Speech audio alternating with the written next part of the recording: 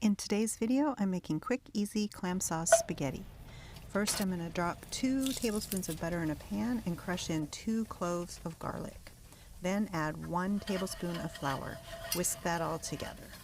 Now add the liquid from 1 can of clams plus an additional 1.5 cups of milk. Once that's all combined, I'm going to add some salt, pepper, and oregano. Once all the seasonings are in, I'm going to let it come to a simmer, and then it will simmer for about 3 minutes, whisking occasionally.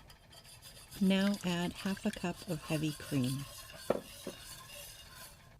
Next, I'm adding 1 can of chopped clams. Stir those in and let it come to a bubble. At that point, you can turn it off and add the spaghetti. Mix the spaghetti in the sauce. As it sits, it will thicken a little bit. Then go ahead and serve.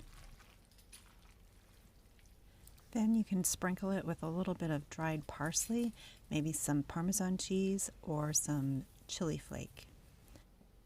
It's done in less than 30 minutes and delicious. Thanks for watching.